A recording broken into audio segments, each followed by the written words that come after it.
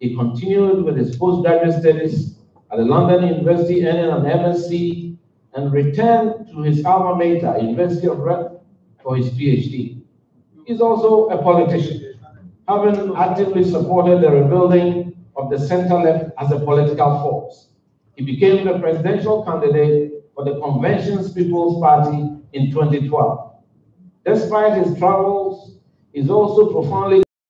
He has made significant contributions to his hometown, including the establishment of One Step Rural Bank and an agricultural mechanization service center at Damongo, his birthplace.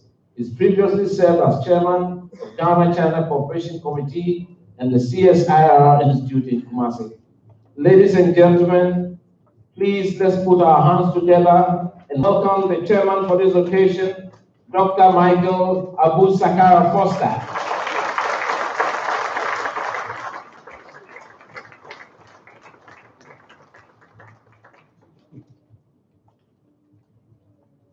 Senior Minister, Honorable Yaw Sakumafu, Mr. President, engineers, comrades and colleagues, I am grateful for the privilege to chair this annual meeting of the Ghana Institute of Engineering.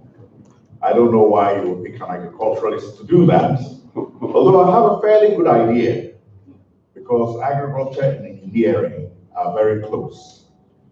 If the usefulness of a profession is by the dignity it accords human beings, then we would say agriculture is the noblest because it keeps us fed and healthy. But then, the people with the most food are not the people with the most land. They're the people who have mechanized and scientifically improved their agriculture, and engineering has a lot to play in that. So I would say that engineering was probably preceding agriculture in terms of man's use of tools. On an occasion such as this, my role is to simply set the stage and make a few remarks that will bring the subject home to everybody in real terms. My remarks are also supposed to strike a chord that made the subject at hand provocative and memorable to the audience. Alas, when it comes to sanitation in Africa, a certain President Trump has already taken the wind out of my sails.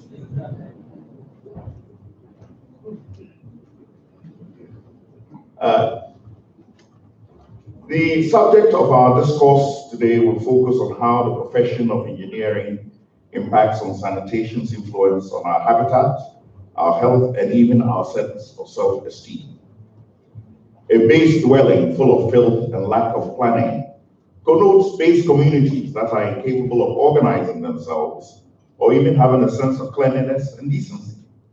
And if indeed cleanliness is next to godliness, then I would say by looking at some of the drains in our environment that we're a bit further from God than we would like to think. The sanitation around us says a lot about us. In fact, more about us than grand buildings, roadways, airports, and buildings. If sanitation around is poor, the environment quickly loses its appeal.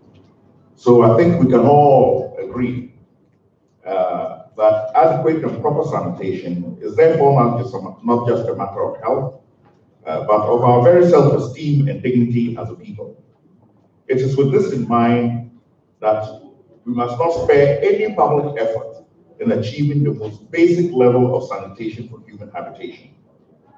I will later have the privilege of inviting my very good friend, Steve Amani Jansen, to address us. But I think for now, we will listen to the video that follows. Thank you very much for this honor.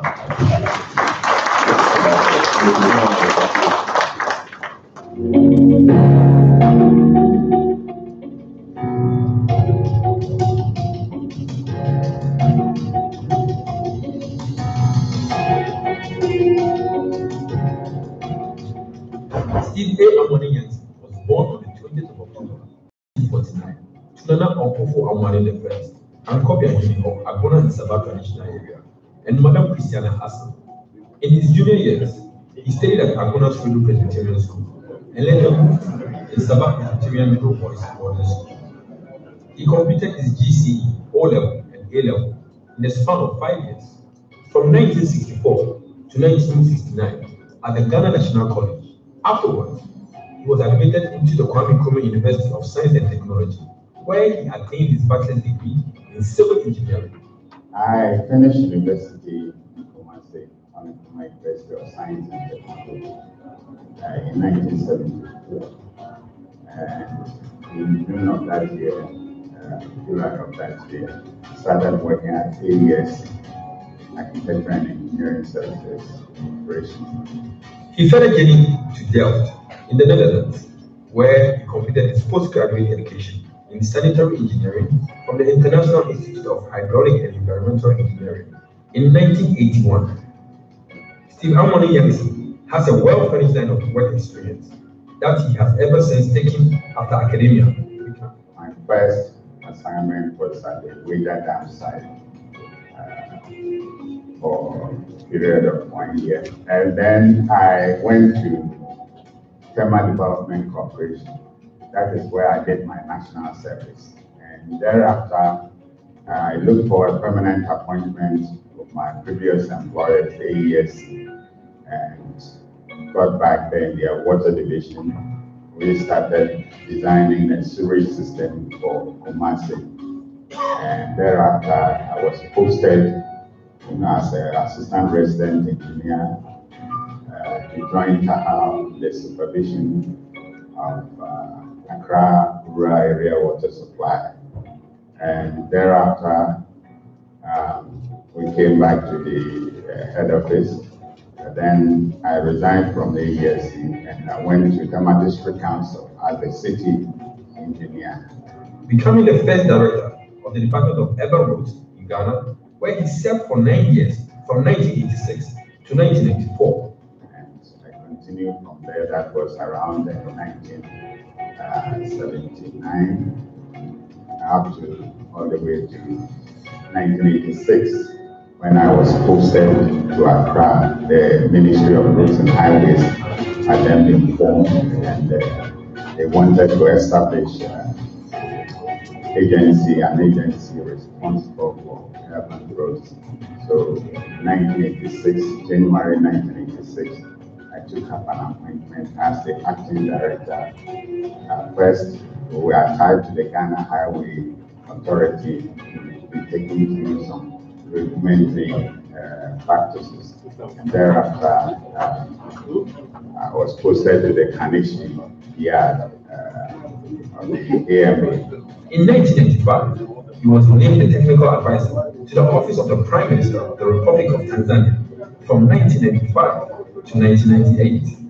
Currently, Mr. Amoning Yangsi is the managing director of the Municipal Development Collaborative Limited. I got a very lucrative job in East Africa, where I was the infrastructure engineer for well-run supported project for about 9 provincial capitals in Tanzania. And I went on work. It was initially for 1 year, but then they renewed my contract and I spent around 3 years over there. After the 3 years, I came back to Ghana and established my company, Municipal Development Collaborative Limited.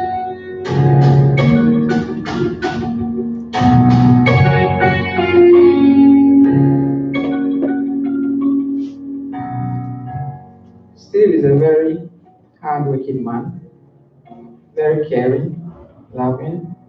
He's always there to give a helping hand to friends and family.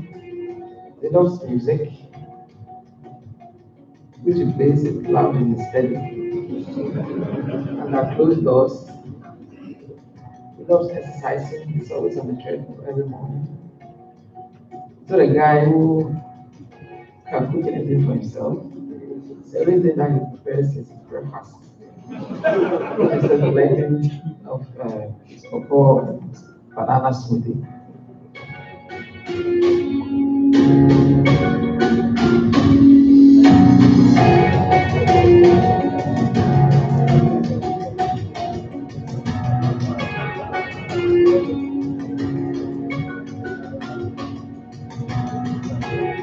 Thank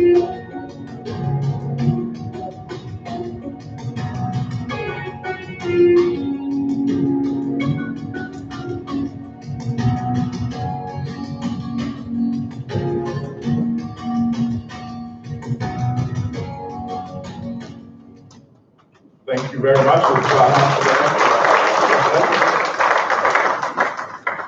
Just before I invite our president to give us a speech, I want to say just one thing about his contribution in Tanzania, because I was based there for 10 years. I was there before he came, and I was there after he left. And I got to know a lot of the political class who were about my age. And one question they always asked me was, when is your friend coming to our region? Because you could see the regions transforming in terms of their urban roads during the time he was there. And I wish that Ghanaians would have the opportunity to contribute to their own country as much as they have contributed to other African countries. Mr. President, with these few words, I invite you to give us your address. Thank you.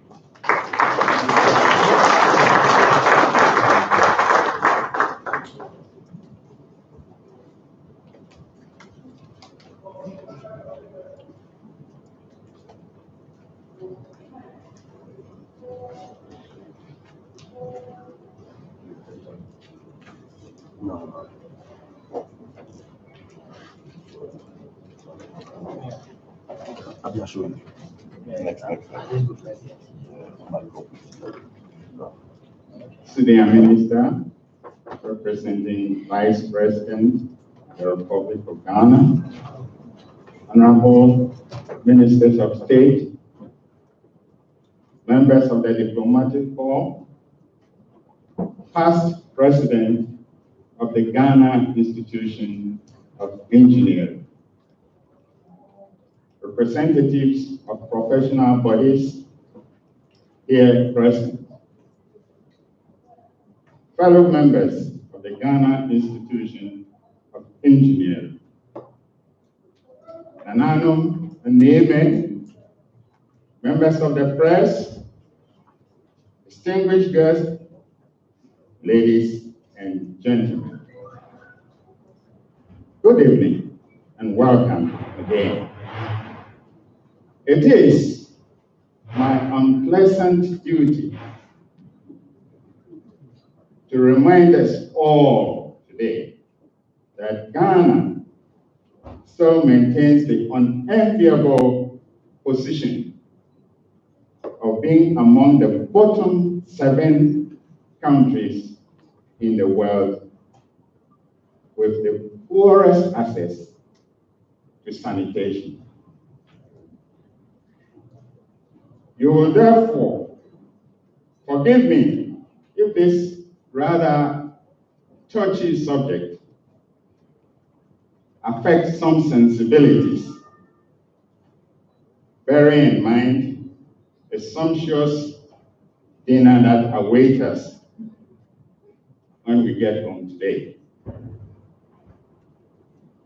I will consider it a measure of success if this event, your reflections on sanitation in Ghana, begin to take into account the true state of affairs, which is unacceptable after 60 years of independence.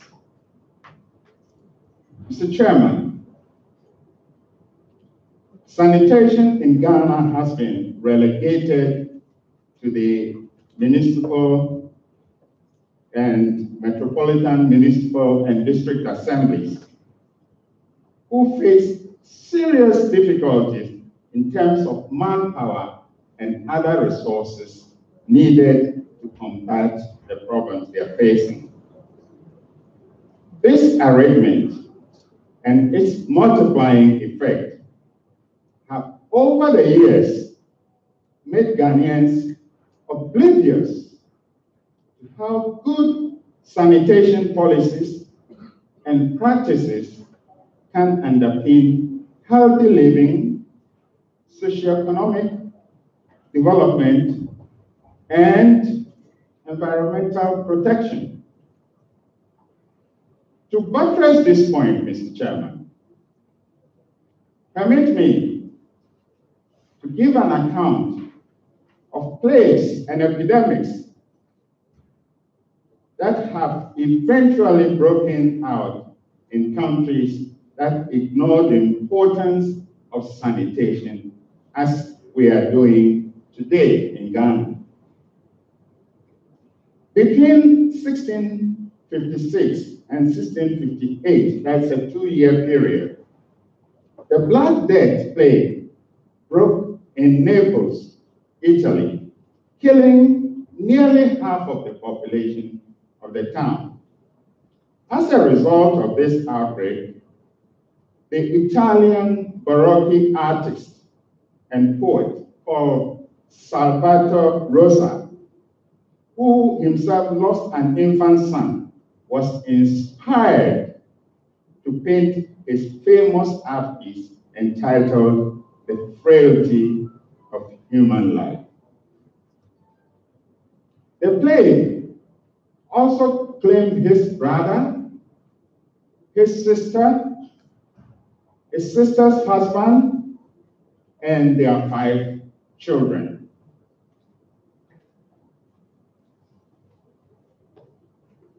Tests conducted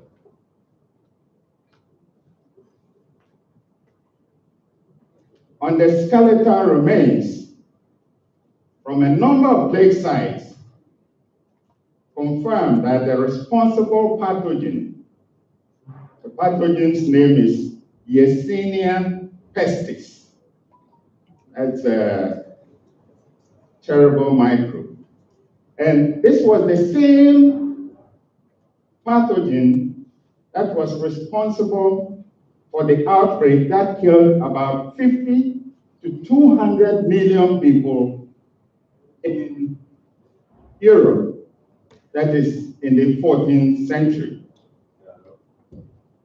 Mr. Chairman, I wish to contrast this narrative with the bubonic plague outbreak in Accra, reported in 1909.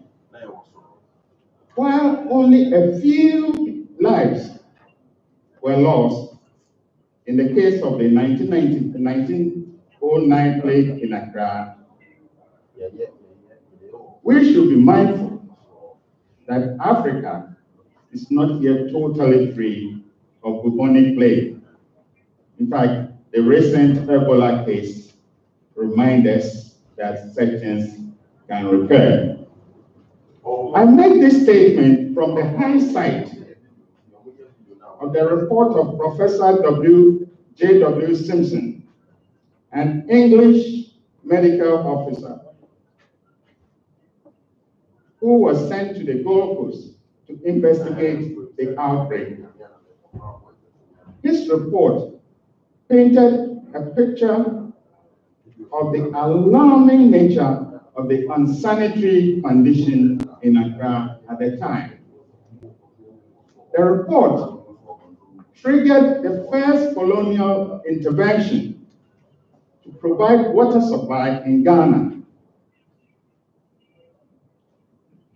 Consequently, Mr. Chairman, the Accra Water Supply Project, using the Densu River as the source, was inaugurated by Governor Clifford in 1914 at a cost of £253,000. And this was for a population of 22,572. That was the population of Accra at the time. As a follow-up, Governor Clifford considered installation of a sewage system as a necessary condition to derive the full benefits from the water supply program. Subsequently, an engineer was dispatched from the Home Office to start work on the sewage project. However, the outbreak of the First World War and the associated financial insecurity caused the scheme to be dropped. Mr. Chairman, the period after the First World War saw considerable improvement in the social spending in the Gold Coast, particularly under the governorship of Sir Gordon Gaggisberg, who instituted a 10-year development program. Listen to Governor Gaggisberg. I call him the governor of vision. And I quote, "Unless the Gold Coast spend every penny it can justifiably afford and extending its present lamentably inadequate facilities for transport, education, and sanitation, its progress must and will be so hopelessly retarded as to give real cause for discontent, unrest, and failure." End of quote. Mr. Chairman, today is the World Toilet Day. And for us in Ghana, the appropriate time perhaps to interrogate our failure to meet the Millennium Development Goals in relation to sanitation. The goal was to halve by 2015 the proportion of the population without sustainable access to safe drinking water and improved sanitation. While in the case of water supply, everything was okay, sanitation was a disaster. Our toilet ranking status has remained relatively unchanged. What role are we, the engineers, playing to positively influence this sad state of affairs? According to the UNDP report of 2015 on the subject, about 64% of the global population currently use improved sewage and toilet facilities. Ghana, on the contrary, has struggled to make significant progress in the area of sanitation. Ghana is presently among the bottom 7 countries worldwide when the issue of access to improved sanitation is discussed. The UNDP report expressed particular concern that our beloved country has remained static at 15% since 2011. 1 in 10 Ghanaians, Mr. Chairman, has access to improved toilet facilities. Currently, open defecation remains a sad, prevalent practice in Ghana at a rate that dropped only slightly from 22% to 19% during the 15-year period of the MDGs. Mr. Chairman, to compound the problems in the sector, almost all the sewage treatment plants and fecal plants have broken down. The state of deterioration of these facilities is such as to require huge sums of money for their rehabilitation. And even thereafter, there is no guarantee that the facilities will receive the required routine and periodic maintenance needed to sustain them. In locations such as Tema, where pitch fiber pipes were adopted without due consideration for their rheological properties, collector and main sewers would also require replacement. On account of the inadequate funding for sanitation, Mr. Chairman, affordability agitations by foreign experts have become an issue of great concern. As a result, the Accra sewage system, which was started in the early 1970s under a World Bank support program, was completely abandoned. The foreign experts based their argument on inadequate water supplies available to developing countries. However, Mr. Chairman, for most cities in Ghana, particularly Accra, the water supply situation has recorded a significant improvement, but not so with sanitation. Currently, significantly large areas of our cities rely on waterborne flushing toilets discharging into septic tanks. Mr. Chairman, we are all aware of the problems posed by the improper discharge of the contents of septic tanks into public drains and water courses, and the associated environmental hazards posed by such practices. Evidently, sanitation in Accra would have been better off had the sewage system development been pursued. Available records, Mr. Chairman, this is from the history of science, and suggests that the invention of the sewage system is the most significant scientific discovery ever made by man. This rating is on account of the millions of lives that this single invention has saved.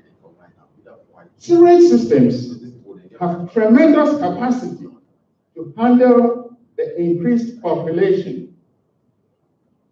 In 1870, when London adopted the use of underground sewage, it had a population of 2 million.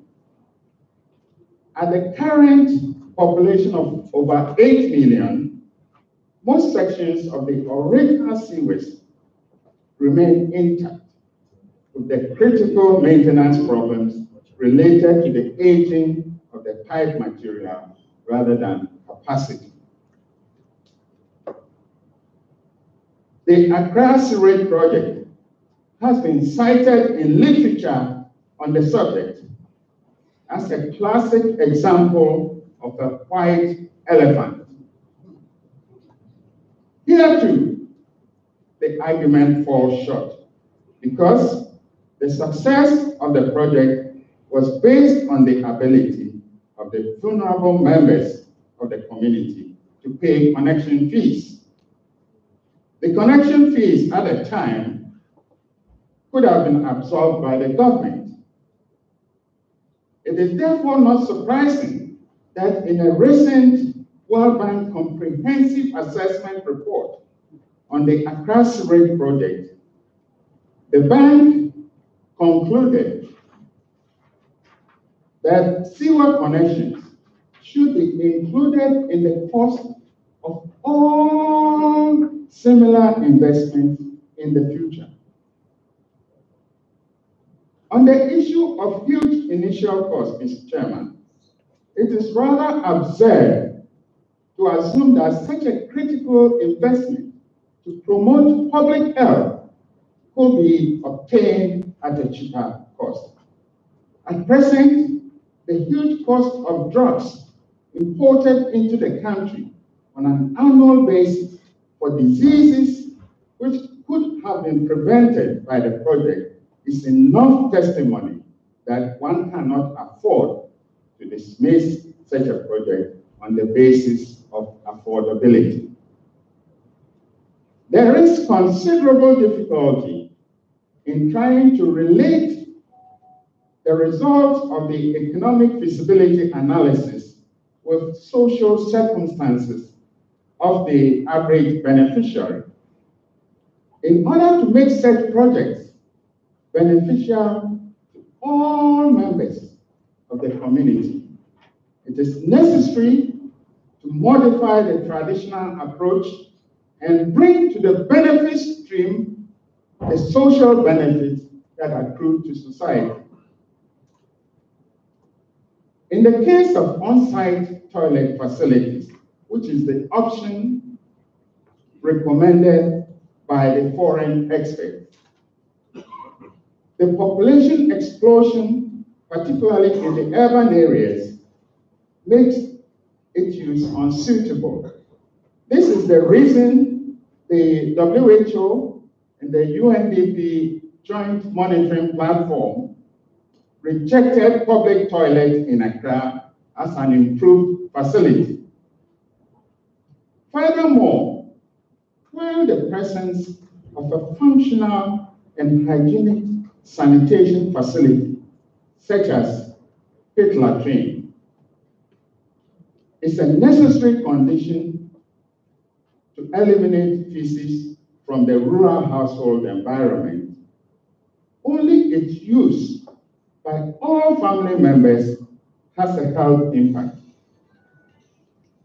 The benefit of safe disposal practices do not accrue only to the immediate household, but also to the community at large, because feces from one household can easily be carried, for example, by the housefly, or washed into the environment of neighboring households.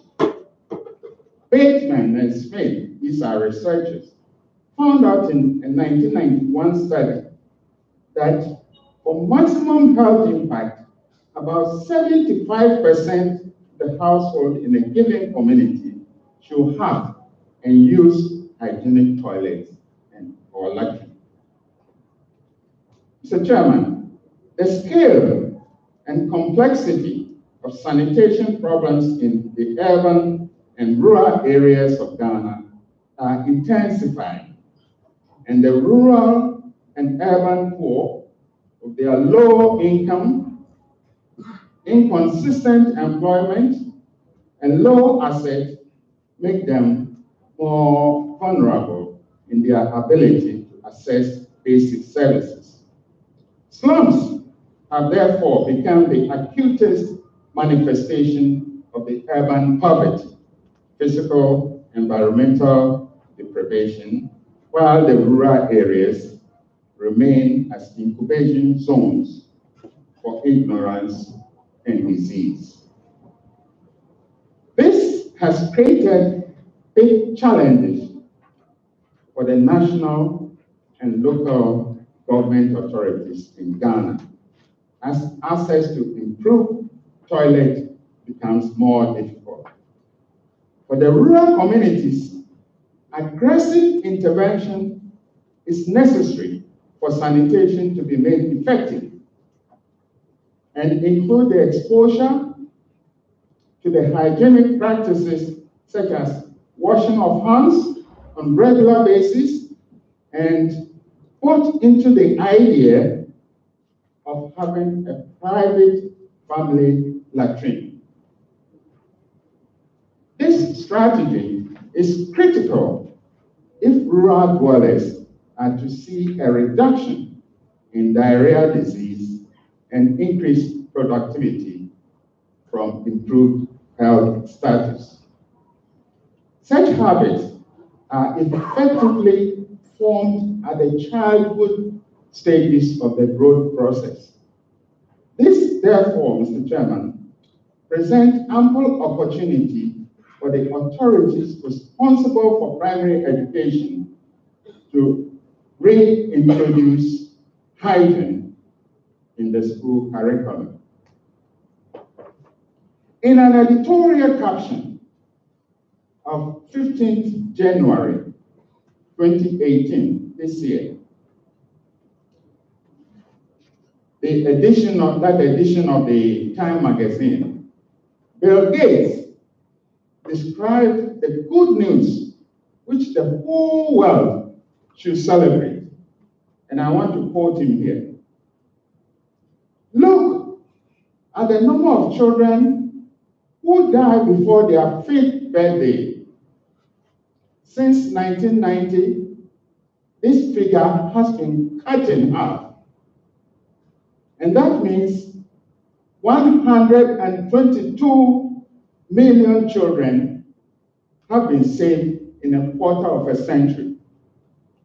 And countless families have been spared the heartbreak of losing a child. The global narrative of Mr. Gates' story, his good news story, sadly does not apply to Ghana. According to the Time magazine, I think one before, Mohamed Nasir, the young man became, yes, Mohamed Nasir.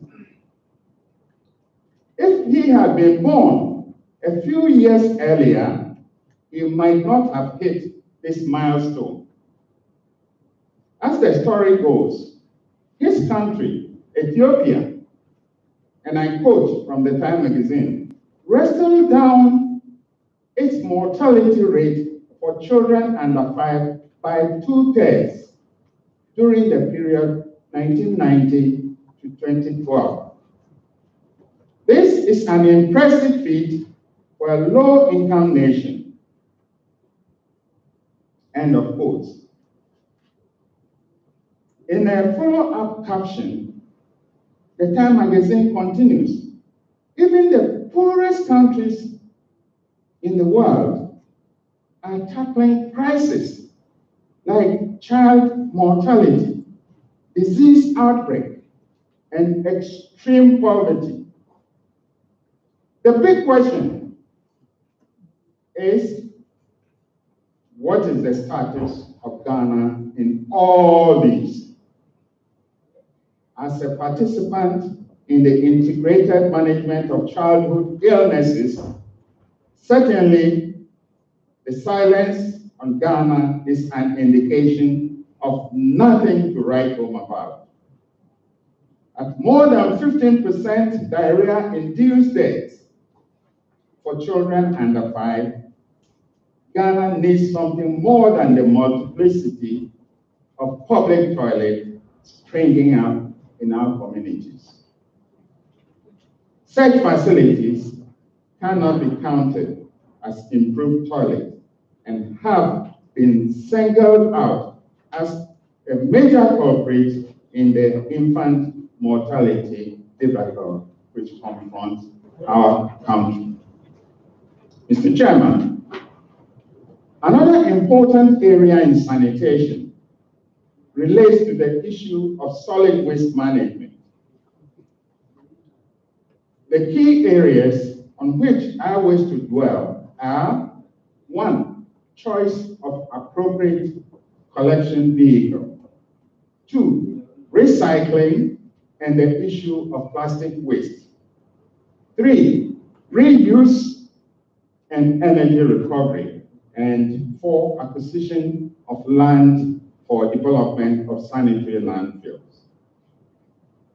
Mr. Chairman, there is a technology choice in the collection and disposal vehicle for solid waste which cannot be sustained in the long run. The use of sophisticated compaction-assisted collection vehicles has been chosen for Ghana without considering its technical merits. Such vehicles were designed for the more affluent communities where the density of the refuse is low.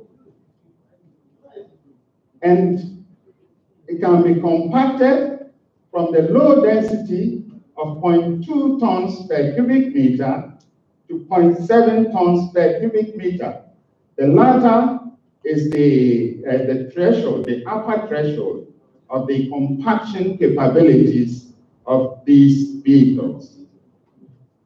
The local refuse in Ghana here has densities ranging from 0.45 to 0.55 tons per cubic meter.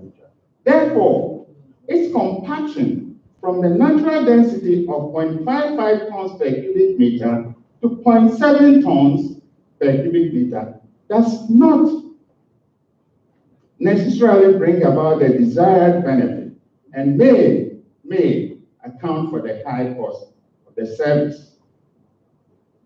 The initial investment, operation and maintenance cost of one of these compaction assisted vehicles is equivalent to about 2 or possibly 3 side loaders.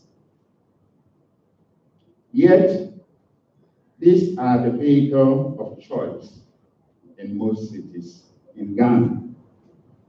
Mr. Chairman, recycling is the next issue I wish to discuss. In order to reduce amount of waste conveyed to landfills, the modern approach to waste management is recycling. By this process, useful components of the waste stream, which can serve as raw materials in the industry, are captured.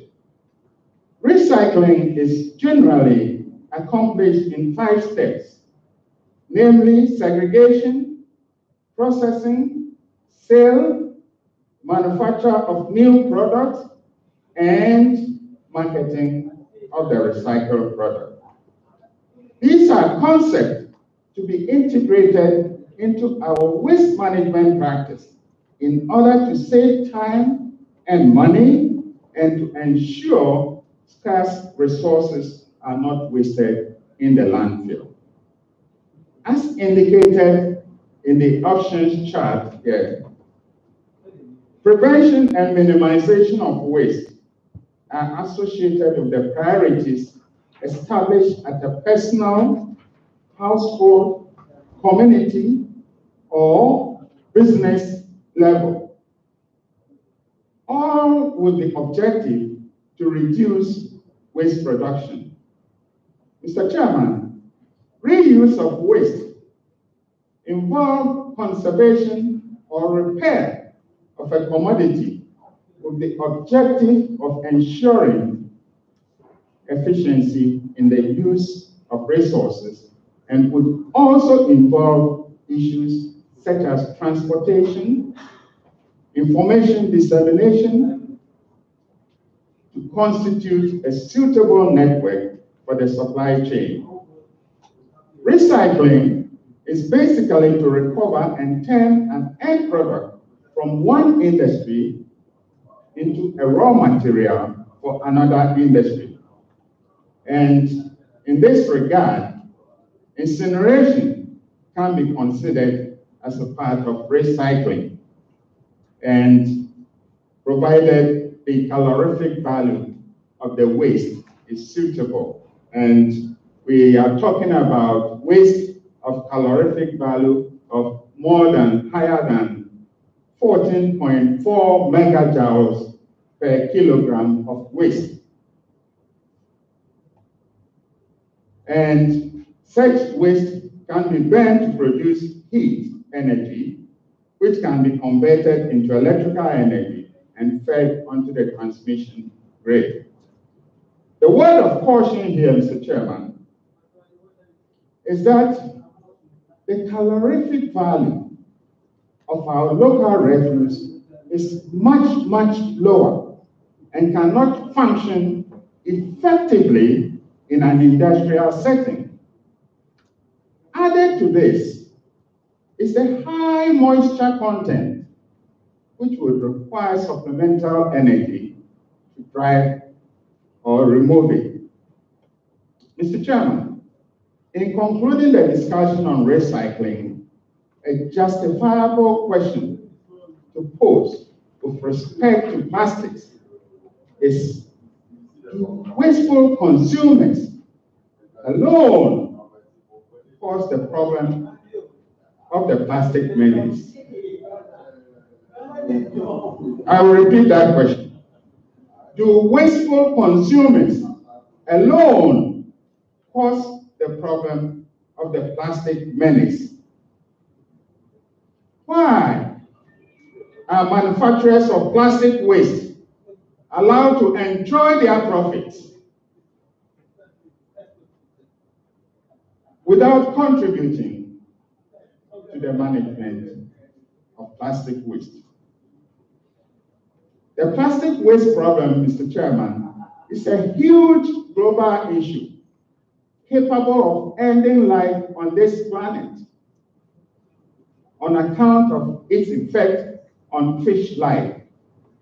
Can you imagine a situation where humanity loses the availability of fish for food? Let us examine the following issues.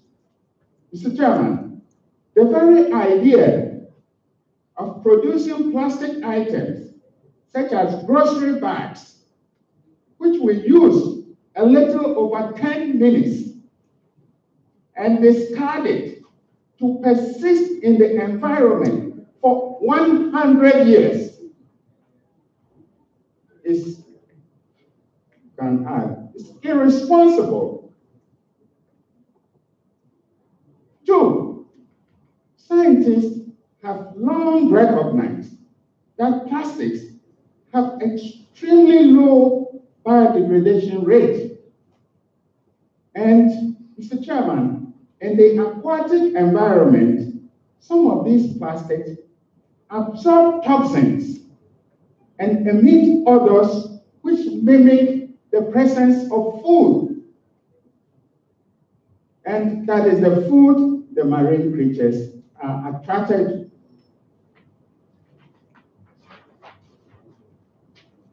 4, plastic accumulates in the food chain. And from the look of things, humans are also ingesting plastics through consumption of seafood. What is the interest of big companies that produce plastic bags and bottles in all these? Don't they introduce the plastic bottles so as to maximize their profits? Why? Why should the taxpayer continue to be responsible for the cleanup while these companies are only interested in how to maximize their profits? From the foregoing, we all agree that recycling has tremendous benefit and must be encouraged. However, it appears the real culprit for the plastic menace is being left off the hook. We have been coerced into accepting individual responsibility for a problem we have little control over. And it suffices to say that we can swim against this plastic stream with all our might and fail to make any headway. At some point, we need to address the source of the problem, which is the manufacturers of plastic waste. Why should such major polluters be left off the hook and the burden placed on consumers? I wish to enlist your support to call your members of parliament and all opinion leaders to change direction and tackle the problem from the source. If the plastic manufacturers are not ready to accept their responsibilities, then we have no option but to call on the government, the senior minister is here, to call on the government to ban the manufacture of plastic, as has been done in the cleanest city in Africa, that is Rwanda.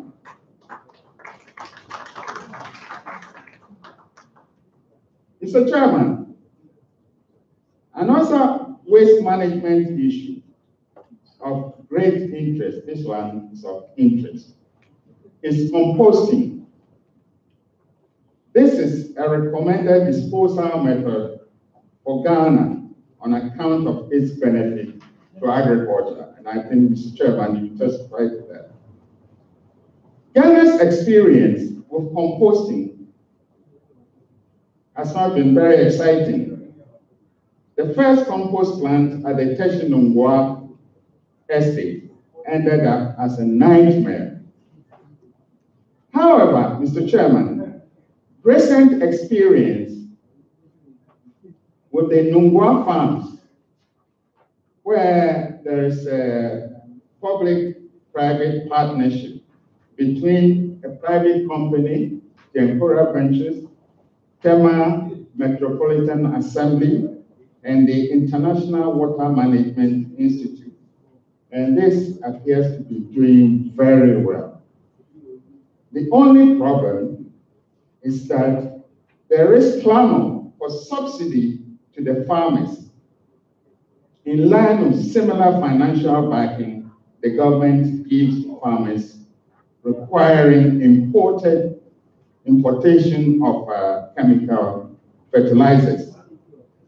On account of the compost being a more environmentally friendly commodity in comparison with the foreign imports, government would do well to give due consideration to their request.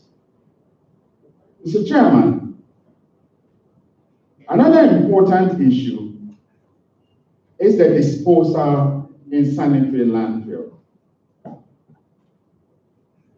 The nature of landfill operation is such that a considerable amount of time is required at the end of each day's shift to undertake urgent housekeeping activities. The situation at the Tema sanitary landfill does not allow operatives to undertake these critical activities. The inability to compact and cover each day's lift will decrease the available airspace and eventually reduce the lifespan of the landfill. This situation has been created by opening the site to waste from outside its design catchment area.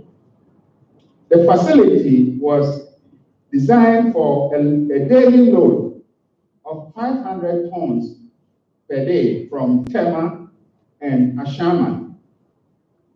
However, it is now accepting waste from the entire Greater Accra metropolitan area, the entire sub-region. Information from the site, Mr. Chairman, indicates that load discharge activities often extend into the night, confirming the violation of the operational procedures established for the management of the plant. Finally, the unavailability of land for sanitary landfill development in most urban areas constitutes a real threat. Not my backyard syndrome. Nobody wants to have it near his house. Meanwhile, the city is spreading all over. If this is left unresolved, the urban space will be covered with filth, so much so that nobody would want to live in an urban area. Having considered these thematic issues, Mr. Chairman, let us discuss the human and financial elements. Mr. Chairman, above all else, the institutional problems faced by the MMDAs are the root causes all the issues we have been discussing this evening. Chiefly among these problems are: one, lack of appropriate institutions and associated systems and procedures needed to undertake the activities required in the assemblies.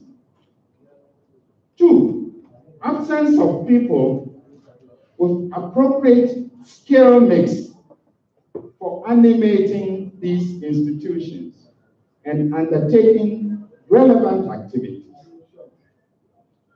Three, insufficient funding for development of the necessary infrastructure and also for operation and maintenance. The absence of appropriate waste management institutions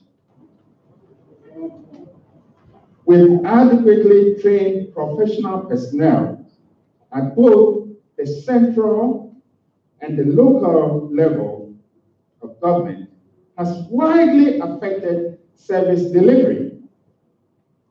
Problems in the sector, Mr. Chairman, started to manifest itself in the early 1990s with the decentralization program, when the MMDAs were given responsibility without the necessary resources. The immediate causes can be traced to the late 1990s, when the government of Ghana, in an effort to deodorize, I use that term because to deodorize the Ghana Water and Sewage Company for private sector participation, they unbundled the sewage component for management by the assemblies. Unfortunately, the advent of decentralization could not sustain a qualified medical officer of health in the health department of the assemblies. And to make matters worse, the staff responsible for sewage in the Ghana Water and Sewage Company did not join the MMDAs for obvious reasons. Thus, the management of sensitive government installations was left in the hands of graduates from the School of Hygiene, who have not been trained to manage such engineering facilities. Another interesting issue, Mr. Chairman, is that the decoupling process took away a very important live wire of the engineering practice related to sanitation, at least so far as sewage is concerned. Engineering practice, Mr. Chairman, present the medium in which sanitation issues can be organized, properly organized, where given solutions could be tested and the implementation approaches crystallized. Removal of engineering expertise from sanitation gave it a different character altogether, particularly so when at the destination point, that is in the MMDAs, sanitation was considered as a health issue. Mr. Chairman, the most damaging effect is the diminished numbers of seasoned engineering professionals practicing in the sector. Most of them have left. Some of them have gone outside the country to other places where they will be recognized, because they can't afford to stay in Ghana and just deal with it like things. They want to be involved in sewage systems, sludge digesters, and all the mechanics that go with it. In the main document, there's an elaborate presentation on some of these issues, especially the sludge digesters.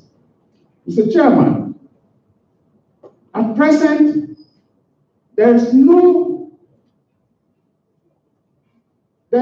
other alternative than to restart the institution building process. The new Ministry of Sanitation and Water Resources will do well to ensure that engineering knowledge is made the key driver of all sanitation investment.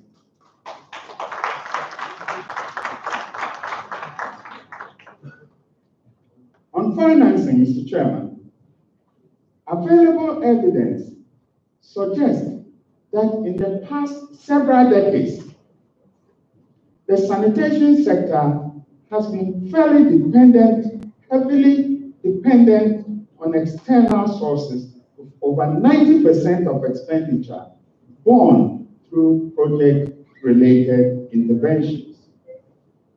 Since these sources depend on the agenda set by a multiplicity of interests, it is hardly likely to converge into the national policy of Ghana in a positive way. The government of Ghana has not devoted enough attention to sanitation, relegating it to local level issue, and therefore to be funded by taxes raised by an institution already challenged in this area. This strategy is not yielding the desired dividend on account of the static nature of the sanitation coverage. We got the statistics earlier. Having missed the Millennium Development Targets on sanitation should be enough wake-up call to the central government to consider allocating funds for sanitation schemes and projects. The establishment of the new Ministry of Sanitation and Water Resources, coupled with the presidential initiative on urban sanitation, gives an indication of hope. Mr. Chairman, the economics of the sanitation initiative indicates that the high interest rate charged by banks in Ghana is discouraging private investment in home toilets. A recent study under the Water and Sanitation Program, WSP, of the World Bank has established that Ghana loses an amount of $290 million annually on account of inadequate practices in the management of liquid waste. Of this amount, approximately 74% is attributed to the premature death of about 19,000 Ghanaians, including 5,100 children, from such preventable diseases as diarrhea and cholera. The colossal annual amount indicated do not include such obvious but difficult to measure costs as one, cost of the epidemic outbreak; two, funeral costs for which there are no efforts to gather reliable data; three, cost associated with water pollution from fecal contamination and in recent times by galamsey. 4, costs associated with trauma and cognitive development of affected individuals. 5, costs and perceived losses associated with the reduction of tourism potential of an area. Just want to shift your attention to the Cape Coast Castle and what happens at the beach behind the castle.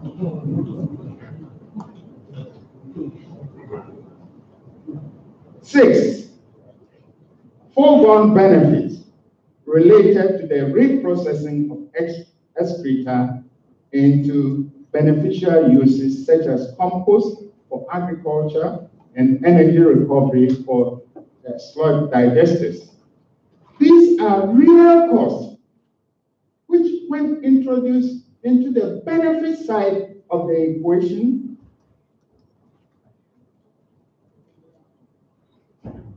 during the economic analysis, it will make the sector more profitable than any gold mine that you can think of. And this is a challenge.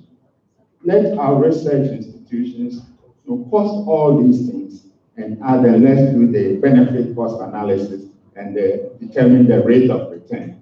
And we'll see the return on the investment. But the mere fact that there are no research institutions in the sector to uncover these hidden treasures, Ghanaians are wallowing in poverty. Mr. Chairman, on account of the high cost of capital in Ghana, it is not surprising that house owners are not investing in sanitation.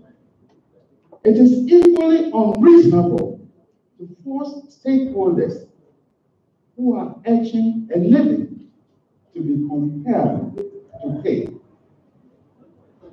And could this be the necessary justification why people are defecating in unauthorized locations? Perhaps there is urgent need for government to step in and provide subsidized toilets in homes. At least the ongoing World Bank supported program to provide subsidized toilets for homes in the Greater Accra metropolitan area must be replicated in other parts of the country.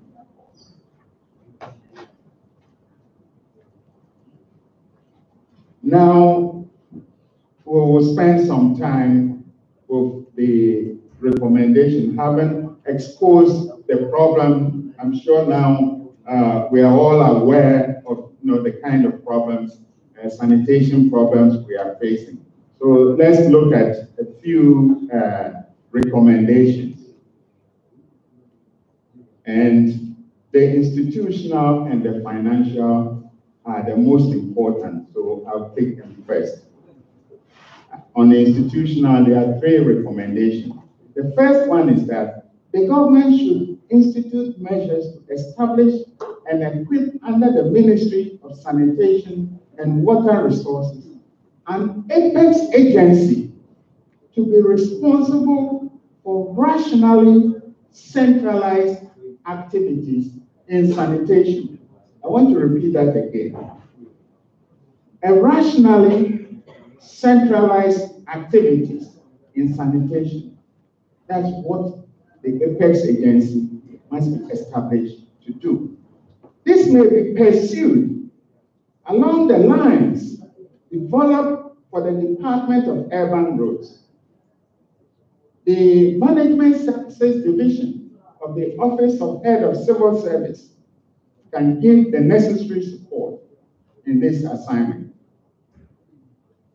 One key institution in the MMDAs, this is the second recommendation. One key institution in the assemblies with a huge expectation is the the Waste Management Department. It is our recommendation that after the establishment of the apex institution in the Ministry of Sanitation and Water Resources, the next move should be to strengthen the individual waste management department in the assemblies, so that once you have that department established properly, they can, one can rise as assistant engineer from the assembly and go all the way to the ministries and possibly to become a chief director. There is a scheme of service. In fact, one of the biggest problems we have with the institutional aspect is that there's no scheme of service. And I suffered a lot, under it until I was rescued from it.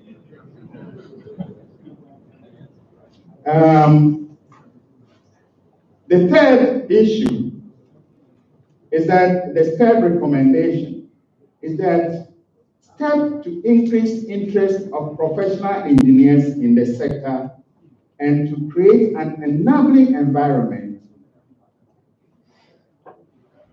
for those who have completed their studies outside the country to come home and assist to rescue the sector. But until they get to know that there is a viable institution they can come and work in, they will never come. They will stay there more comfortable outside, and they will stay there. On financing, Mr. Chairman, the first one is that the government has to increase their spending on sanitation. And I saw the senior minister scribbling something, so I think some of these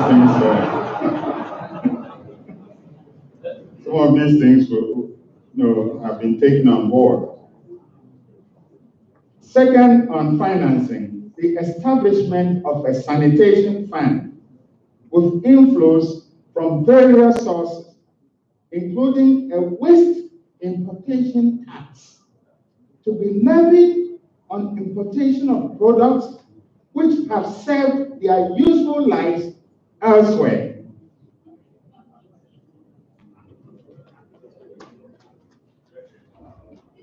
So, having considered this issue, let's go back to the thematic areas. In the thematic areas, Mr. Chairman, I have 12 recommendations.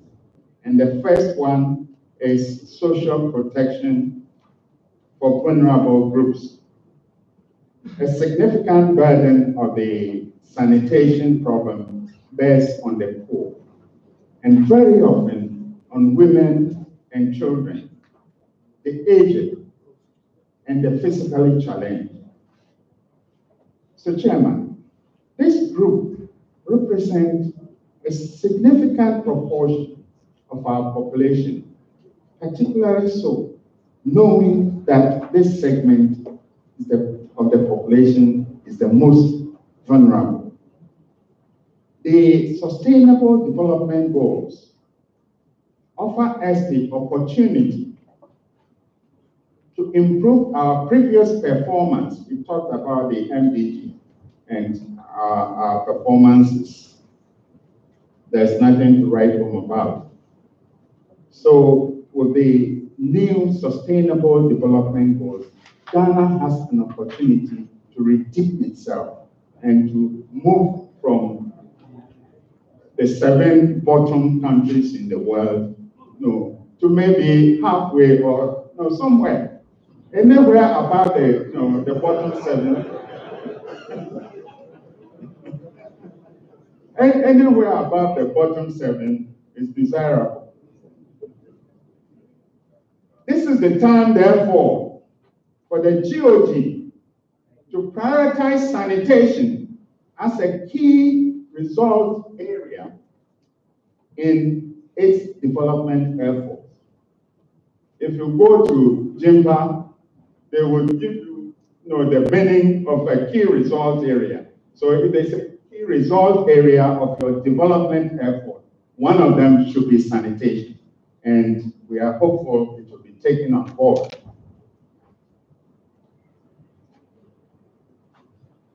And for this, we are putting the following suggestion forward. There are two. That's A, the government should provide funds to build subsidized toilet facilities in a proportionate percentage of the housing stock. If you look at the chart, at the bottom there, we have the housing stock in the various regions. The objective should be to eliminate the use of public toilet in communities, open defecation, and to enforce the ban on bucket latrines. B, on account of the predominant use of septic tanks in most urban areas, modern methods of sludge treatment incorporating resource recovery must be encouraged. The government should investigate measures to encourage the private sector to participate and build more of the sludge treatment plant that is described, on the screen. And an example is what Zoomlion has built in Accra here. So let's continue with the other recommendation. That's it for recommendation 1.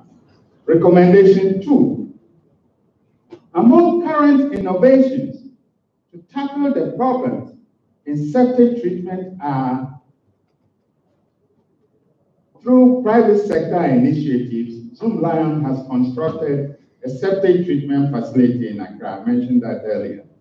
And B, other private sector efforts have been aimed at treatment involving primary sedimentation, coagulation, drying and compaction of solid with correspondent supernatant treated, and the solids packaged for sale to local industries which import coal for their furnaces.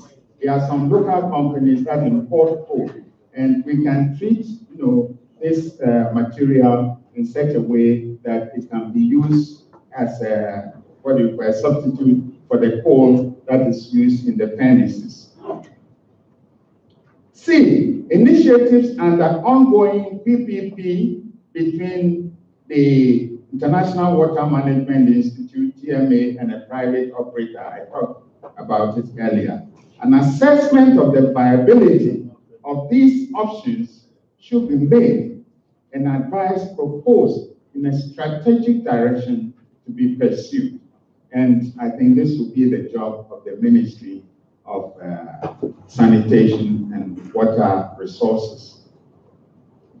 For rural communities, Mr. Chairman, the use of various on-site systems such as VIP, KVIP, upper premise, and variation of ecological sanitation toilet, such as biofuel, EcoSan, and the Banpis, are to be encouraged.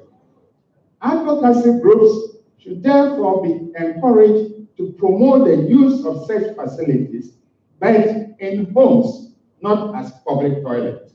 No, should be used in homes. 4, the government should encourage our research institutions and universities to develop research programs in this all-important area of sanitation.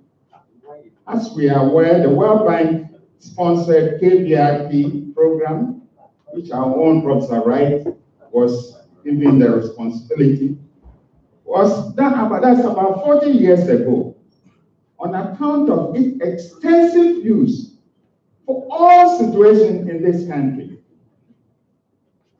And the fact that there's also a tendency of this being overloaded, especially when it is used as a public toilet. The KVIP cannot be considered as appropriate facility for a public toilet, but is recommended for a home toilet. 5, the development of the biofuel toilet is the most significant discovery in the sector since the era of Governor Gaggisberg's promotion of home toilet connected to a central sewage system. This is a breakthrough for Ghana, and on account of its international recognition, we must all embrace it.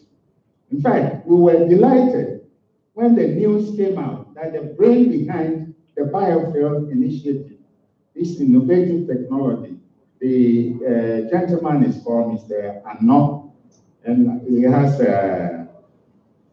his factory in Jowelu. Mr. Ano's invitation, he was invited to India to showcase his invention. And it was a big success, and he got a lot of contracts, from India. And what we cautioned him was that the Indians will steal the technology and come and sell it to Ghanaians. So you should be very careful about that.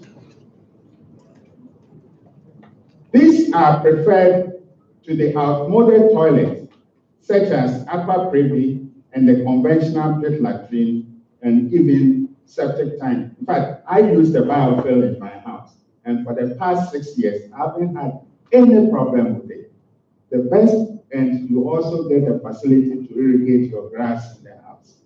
It's the best that we can think of. An important feature of the biofuel technology, here is good news, is that a training program has been established by this innovative entrepreneur, Mr. Ano, to train entrepreneurs to establish their own companies for providing a service in other parts of the country. What we recommend is that the Ministry of Sanitation and Water should establish contact with this gentleman and see how this laudable technology can be extended to various parts of the country. And this is the sixth item, the sixth recommendation. The circular architecture of homes in certain parts of the country present serious challenges on where to site a home toilet without incurring the wrath of one's neighbor. As part of the advocacy to discourage open defecation, the government should request the Faculty of Architecture at the KNUST to undertake research in the area with the objective of coming out with an acceptable planning configuration. 7, recent initiatives mooted and the funding from the African Development Bank to extend the central sewage system in certain parts of Ghana should be fully adopted as part of a long-term program for the development of the central sewage system for Accra. Similar effort must be made to rehabilitate the Tema Metropolitan Assembly facilities. I think we saw some of the pictures for Tema. 8, broken down sewage systems and fecal plants in several locations of the country have been neglected for far too long.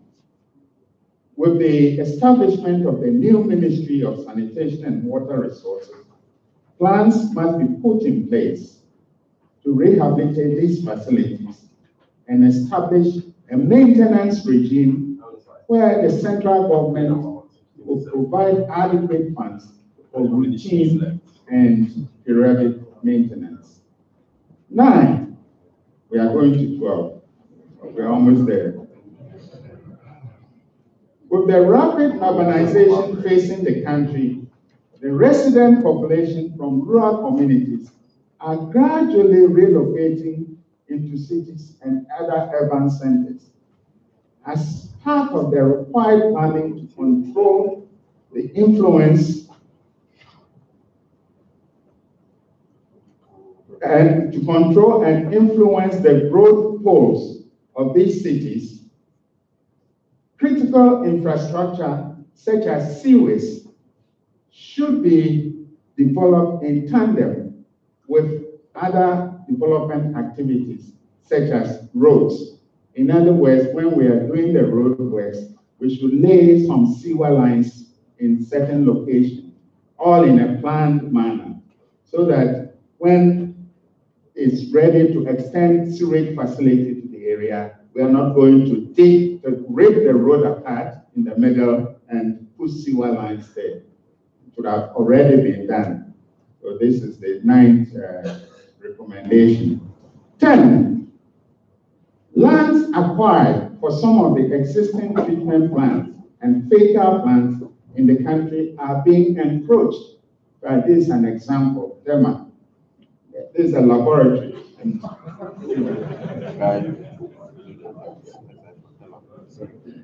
Immediate steps must be taken to reclaim and secure all such properties.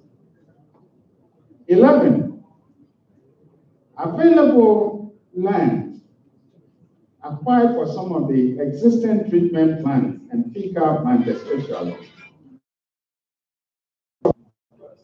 for the purpose on account of the population increase and more stringent effluent quality as justifiably proposed by the EPA to meet current trends.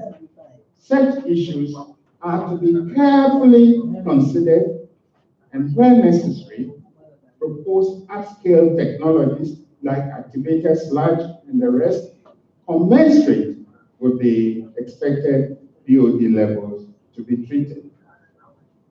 And finally, 12, Mr. Chairman, just as the River Thames in London has become the habitat of various species of fish, the Coral Lagoon in Accra can be cleaned to support fish life on a permanent basis.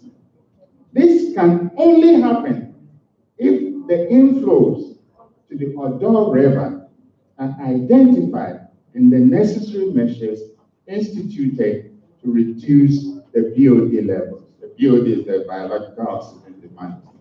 It's technical. In conclusion, Mr. Chairman, just as the report of Professor Simpson triggered construction of the Wade Dam and the associated water supply schemes, let this report trigger the awareness in Ghana to initiate sustainable plans to salvage the sanitation sector. Mr. Senior Minister, these 12 recommendations in the thematic areas and the 5 on institutional and financial consideration present a starting point. A comprehensive approach is therefore required to address the multifaceted nature of Ghana's sanitation problem. The institution and financial challenges have to be addressed. The institutional and financial challenges have to be addressed head-on with bold measures that will ensure implementation with a sense of urgency. Thank you.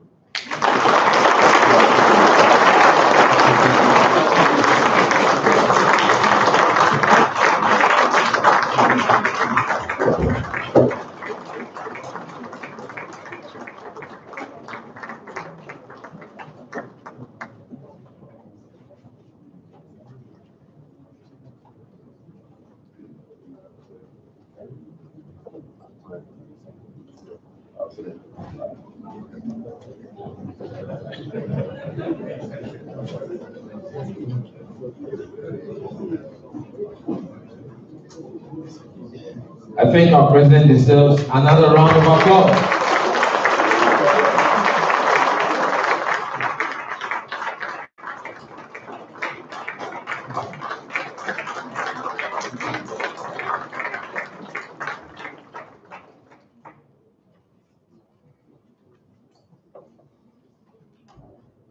The full booklet will be made available, and having read it, I think it will do for a PhD thesis. And if the assemblies are around, perhaps I think each assembly should have one and let their district engineers and works departments take a good look at it, and they will benefit from it immensely. The senior minister himself is a fellow of this institution. I saw him make a few remarks, a few notes. I have the permission of the chairman to allow him a few remarks before the chairman comes in to do his closing remarks. Honorable Yao Osakuma.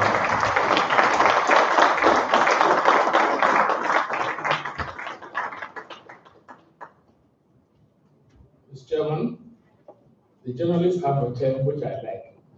They don't ambush me. I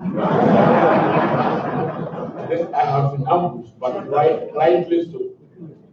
I think I've said it elsewhere and I'm repeating it.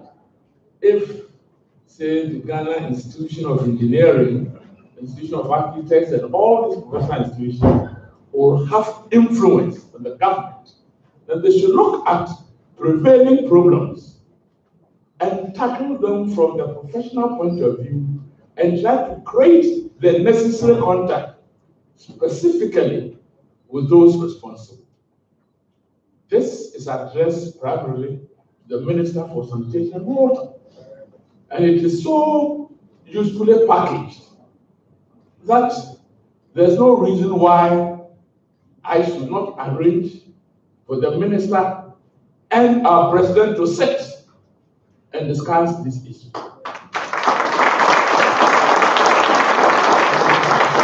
I think this is the way professional institutions should be looking at problems in Ghana. I told the Institute of Architects that the government creates Ministry for Inner City and Zonal Development. And at the time I spoke, for about 1.5 years, nobody from the Institute of Architects has spoken to that ministry.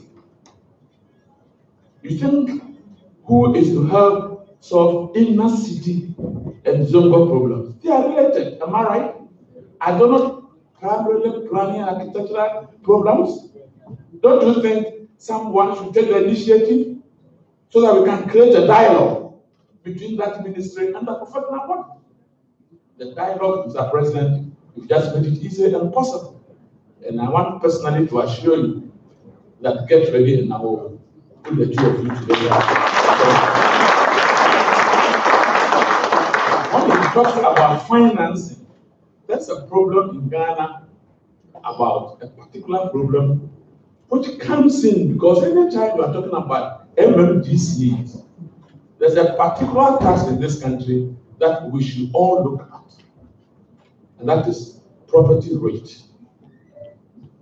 Can you imagine that 2016, the total property rate collected for Greater Accra was 10 million cedis? I mean, can you imagine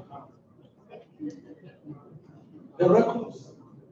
So then there is something fundamentally wrong. It's a decentralized tax system. It is not part of the Ghana Revenue Authority. It is supposed to be handled by the MMDC. For whatever reason, this is so inefficiently and poorly handled that we should look at it and decide to do it on their behalf. So that if you get 10 million and we ask XYZ to do it and give you 30 million, shouldn't you be happy? When you do it yourself, you are getting 10 million. If somebody else does it and gives you 20 or 30, you should be happy. So these are the kind of things we do. We are talking about financing. Sanitation must be financed by the window of property rating. That is why it is decentralized in all other parts of the world. If you went to any city, an honorable late gentleman said, a city that cannot afford to collect the sanitation cannot be called a city. When you get to a level of a city, then it means your property and other related risks should fetch you enough financial resources to handle your sanitation. In Ghana, it's exactly the opposite. No city is able to use its property rate to handle 1% of its sanitation problem. And I think we should all look at it. Thank you, Mr. Secretary. think I'm so happy this evening that I think the professional bodies are doing it right, and the Ghana Institution of Engineering has taken the right step. Thank you very much.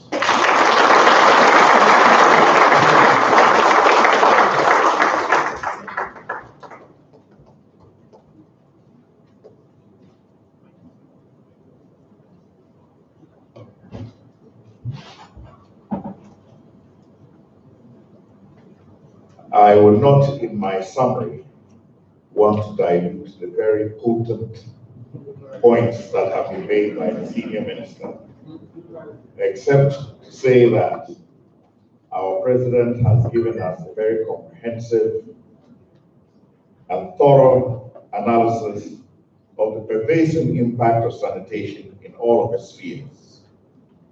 I think the passion with which he did it is unequaled. I don't know anybody who can talk about sanitation with such passion as Steve. And I know in many of our discussions after work when we're sitting on the Indian Ocean sipping a bottle of wine, if you dare bring up the issue of sanitation, his mood changes completely. So I will thank you for sharing that passion with us today, since the evening is long spent, and we have another issue to go to, which is the auctioning of the presidential address booklets, which is very important for us. So I would think the executive secretary will come and do that part. I want to thank you very much for participating in this event.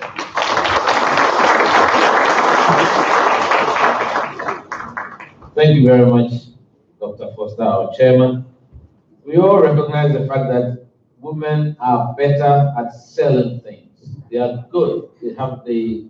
So we're going to call on one of our sharpest female engineers to come up here and sell the first copy of this lovely presidential address. I wish to invite Engineer Okujeto. If you are here, please come forward.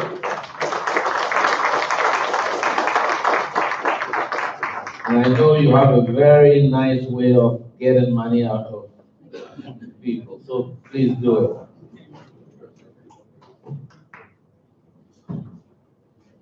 Honorable Senior Minister, ministers who are here present with us and deputy ministers, President Engineer Winnie Yankson, past presidents, council members, fellow members from other professional bodies, invited guests, all engineers present here today, ladies and gentlemen. I have been given the Herculean task of trying to give out this book. You know, when I was listening to the president's address, I had the privilege of going through the book earlier, and I was actually amazed how he was able to summarize this 200-page address in such a short presentation, because the kind of information that's in there, the facts, the figures, the research that has gone into this presidential address, I don't know how he did that in less than an hour. So congratulations. Please put your hands together. If anyone is trying to talk about sanitation in Ghana, or is trying to write a document on sanitation in Ghana, and you do not have this presidential address, you are doing yourself a big disservice. You need this to be in your library, in your offices. This should be in the lead of your sanitation documents, in your businesses, in your research, in any place that you are. This is the book you need to talk about sanitation. I'm also going to take the opportunity to introduce our Deputy Minister of Sanitation and Water Resources, who's here with us tonight. So please put your hands together for Honorable Patrick Wama, who's also the MP for Okaipe Central. And Honorable, I'm mentioning your name because this is going to be one of the books that will be going to the ministry.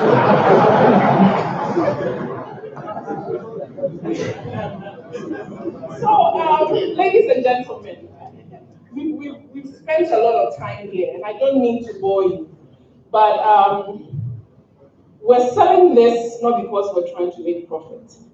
But we're selling this because it's a national asset. It's a document that needs to go out there and reach the masses.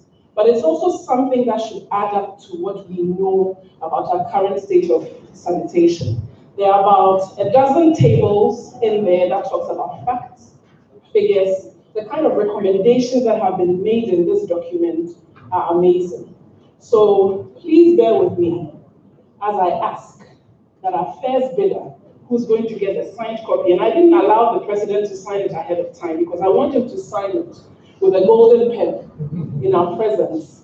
And that copy is going for 20,000 Ghana cedis. So please, I want some music in the background so that it suits your heart. No level music. Nothing too hectic. We need to reach your heart.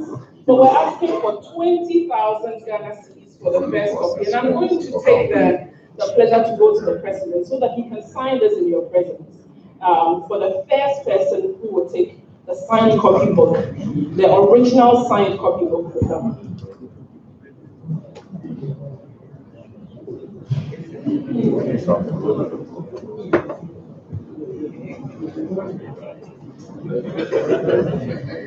I'm grabbing the gold pen from the book, so please give me a minute.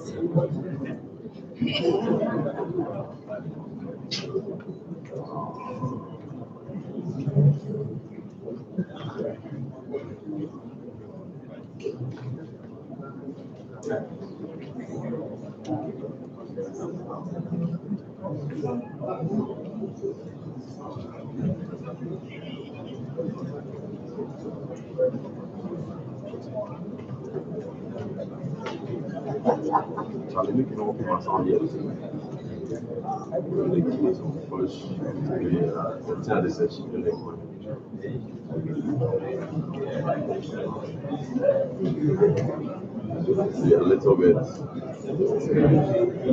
So ladies and gentlemen, I really don't want to go back to the stage. I want to interact with you. So this is our first signed copy from the president. And we're asking for not more than 20,000 Ghana cedis. 20,000. You know, when they asked me to do the auction, the first thing I thought about is engineers. Amongst all the professions, engineers are the most humble people to deal with. We're very humble, very humble. But today, I'm pleading, please leave your humble jacket at the door and work with us because we need this money to advance the recommendations that have been made here. So I'm asking 20,000. We have some really, I don't want to start mentioning some companies that but we have some big companies here too. So we are asking, please, 20,000 for our first consultants here. So, and I know the kind of fees they charge. I don't want to mention their name. The amount of projects they are working on and how large these projects are.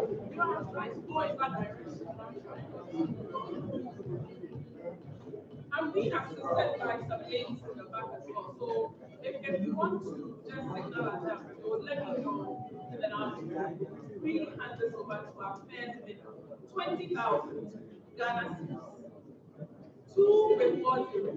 I've just received a message from Dual Energy that they have undertaken to pay 10,000. Please put your hands together. And we are still waiting for the 20,000.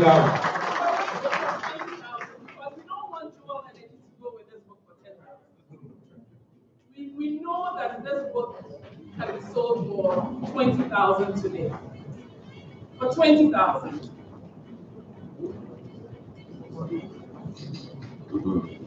20,000 Ghana cedis. I can see my first boss at Ghana Highway Authority, Dr. Abedi here. He did a lot of consultancy in Tanzania.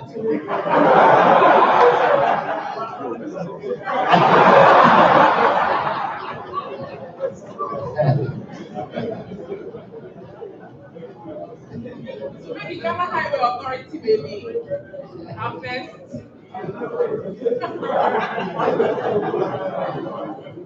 So 20,000 Ghana cedis. 20,000. I've also got another good signal. Perhaps maybe we are reserving this for someone, but the representative from the Petroleum Commission says they want to pick up the first book for 20,000. Let's give them a hand.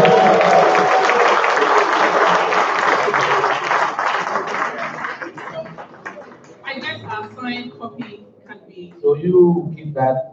It's quietly hiding in the back, maybe because I don't know why it's hiding, but that's the signal. Wonderful. So 20, we still have this 20,000 available. So Jewel has a second copy for 10,000. Yes, so we have a 20,000 copy and a 10,000. So 20,000.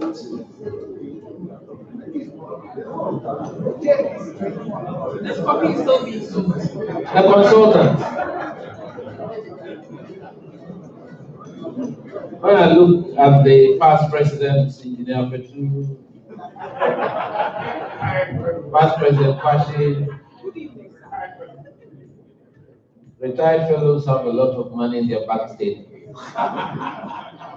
So I think we can give a signed copy to Petroleum Commission. Yes, this one And will we go shall hand that over to the representative. So we'll leave that here. I'll have someone pick it up and slightly send it to them. So we'll move on to our 10,000 category because Joel Energy has raised the bar. Yeah. They have set it off at 10,000, and I know 10,000 here. And I'm looking in a certain direction, but good evening, Engineer Papa.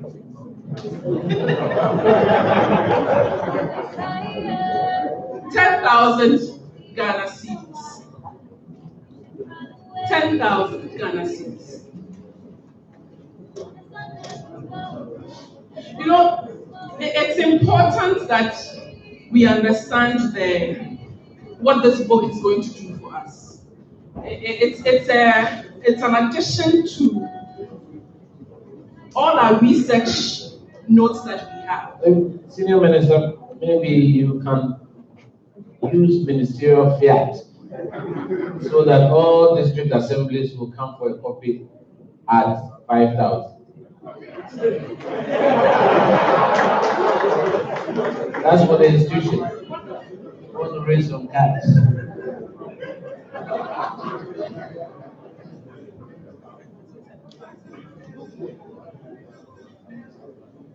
$10,000 Ghana cedis.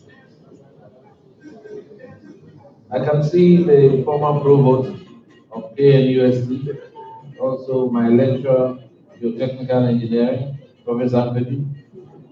And geotech, Dr. Kumafle, Prof. Kumafle, he used to do a lot of work for you and a lot of money.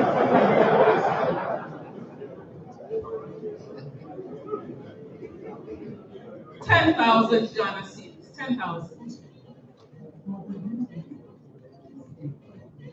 10,000. Did I see the CEO of TOR around here? He has left. Has he bought his book before he left? And then the doors are closed, actually. We're not opening the doors till the auction is open. So. Anyway, so I think once we've had the first copy going to the Petroleum Commission, Jewel Energy taking the second copy, now we can drop it down to 5,000. I'm trying to raise money for you. I know people are tired, but wait. I was almost I can see Engineer Asariabua, past president, also of ACON, associated consultants, and all the consultants, past presidents, working on very large projects. I can see Engineer Chumesi, contractor. Dr. Abedi sent me on his road in 1987. Affordable roads at Adenta.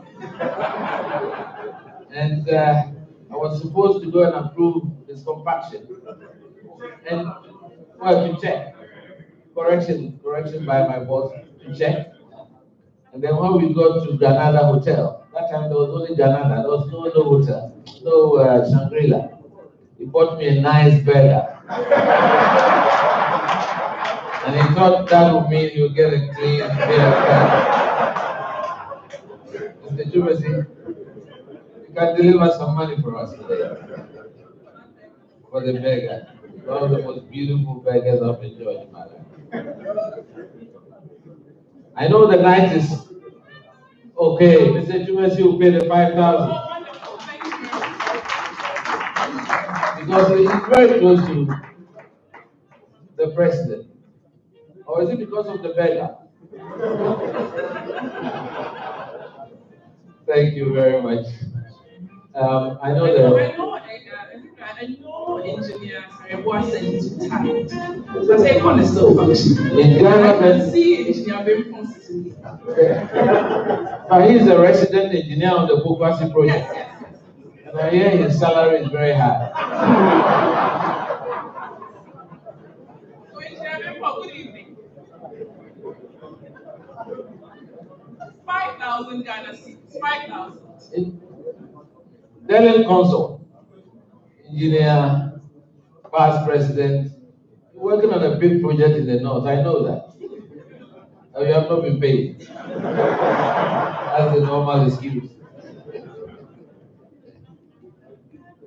Do we have some more? Yes, I'm picking up some more signals. I hear. We have the 5,000 from the ministry and its agencies, which is the Ministry of Sanitation and Water Resource and its agencies. 5,000. Honorable, thank you.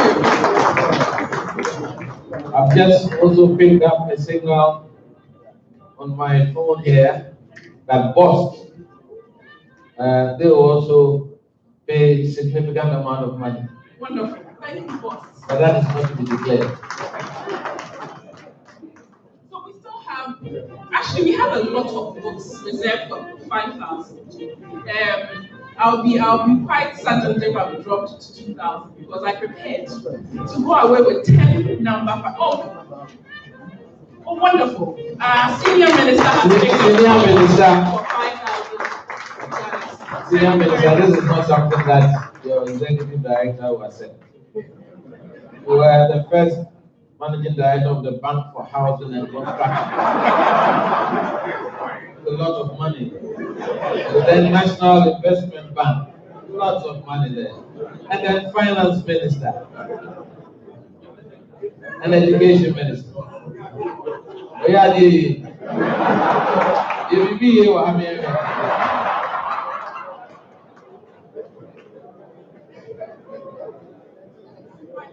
Thank you very much. Can we have some more books up front, please? 5,000 Ghana cedis. Honorable Deputy Minister, please convey this message to the Minister of Local Government, who was invited, and all the engineering-related ministries were given invitations. They spoke to me. Some of them, unfortunately, were not in town, so they asked their deputies to represent them. And at least I think the assemblies will need this book. The assemblies will need this book. If they cannot afford 5, they should come and negotiate with me in the office. 5,000 per book for each assembly. We can negotiate. I actually agree. I think every MMDA should have a copy. That is why I treasure you so much. Thank you, sir. 5,000 Ghana cedis. 5,000. We've laid out some finger foods for you downstairs. Ghana Chamber of Commerce, good evening. Hey, telecom. Oh, okay.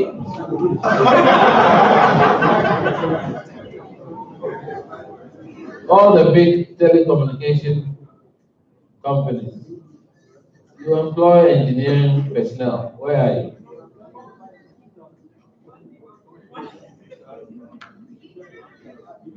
One district, one book. That's a good one. 1D, one book. That's right. One district, one book. At what price? Who should negotiate that price, I believe, Senior Minister? When the 5,000, can we get the 2,000 copies moving slowly here while others decide on closing off on the 5,000? So I think Akon wanted to pay on. Should we keep your 5,000 copies? Yeah, should we keep your 5,000?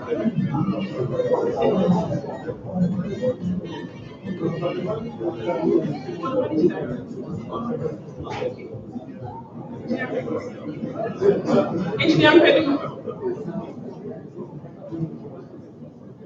Good evening, sir. 5,000. We have 5,000. Oh, on the VRA would like to make a copy for 5,000 Ghana cedis. VRA, thank you. VRA 5,000. VRA 5,000. Considering the number of VRA personnel who are chairs of technical divisions and members of the National Council, you should be paying more than that. The Vice President is from VRA, Engineer Daladi is from VRA, Engineer Jacob Yosin is from VRA, and many others. Isaac Bedu is from VRA. 5,000. We have 3 copies in Engineer Eseku's hand for 5,000 Ghana cedis each. 5,000. 3 people can pick these 3 books so we can move to our 2,000.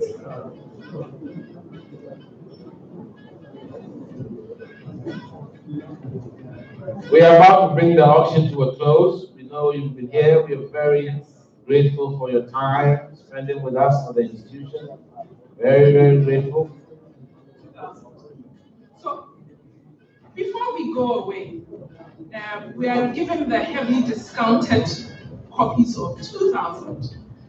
We know that there are so many companies here that would gladly pick copies of these for 2,000. So 2,000 Ghana cedis will close our auction for today. 2,000 Ghana cedis. Good evening. 2,000 Ghana cedis. 2,000. We have someone in the back for 2,000. There's a hand up. Ellen Consult for 2,000. Thank you very much. Associated Consultants for 2,000 Ghana cedis. Thank you very much. We used to be in Ghana Highways together many years ago. 2,000 Ghana cedis. 2,000 Ghana cedis. Come on, engineers, loosen up a bit. Loosen up. Bring some money.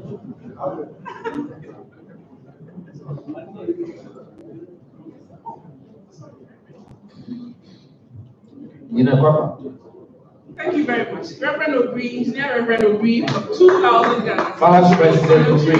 For 2,000 Ghana cedis. Ojiri, sorry. Ojiri for 2,000 Ghana cedis. For ABP Consult. For ABP Consult. For ABP Consult? Yes. No. 2,000 cedis.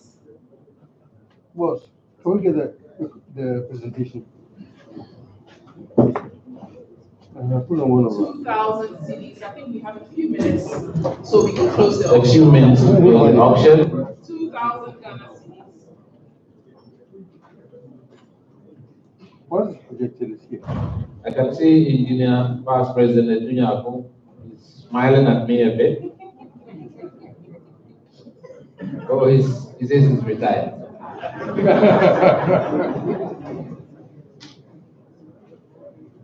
2,000 Ghana cedis. Engineer Devinante, don't hide. Fellow, you have a lot of money. Not to be discussed. Anyway, they have supported us a lot during the past year, and they have indicated they are going to even support us more next year. So we'll leave that to the budget. Thank you. Thank you very much, Madam Opinion. So let's give a hand to our lovely lady. And thank you very much to all of you who have bought the books. We would also want to say that once you're leaving the room, there'll be 2 people in the back with pledge pledge forms, and also the books will be sold for 1,000 Ghana cedis as you leave the premises. So thank you very much for helping us. Thank you so much. It's time to bring this lovely occasion to a conclusion. No other person to call on than our first female president, and now freshly elected as the president-elect Federation of African Engineering Organizations, Mrs. Carlin Buchedi, to come and give us a short vote of thanks, madam. We want you to do that as this favor.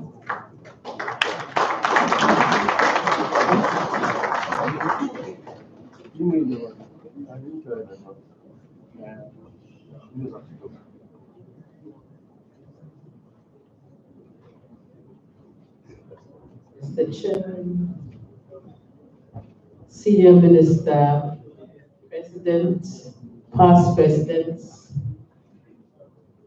members of other professional bodies, and all other protocols observed. I believe I've just been ambushed.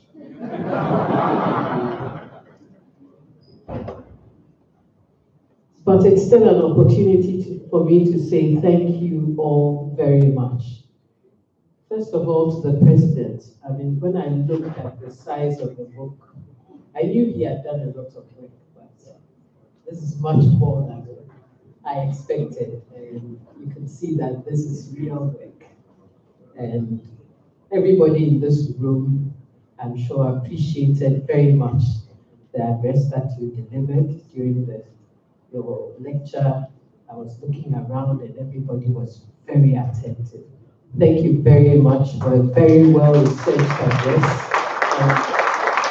Very well done. I'd like also to thank the chairman for gracing this occasion and for his remarks and making the whole occasion, very light and enjoyable with the kind of remarks that he made. Thank you. We'd also like, and I especially like to thank the wife of the president for joining us on this occasion. It's not something that spouses always like to do, and therefore we like to thank spouses when they join their husbands for a serious address like this. Thank you so much. Finally, every single one of you here deserves our appreciation and our thanks for joining us on this occasion and for being here to take away the message and make sure that it's acted upon. Senior Minister, I know that you convey what has gone on here today to all the other powers that be, the Vice President and the ministers and so on, and thank you very much for being here and for doing that for us. And finally, to the press, we hope that the message will get to everybody so that what we've done here today will help to move our country forward. Thank you.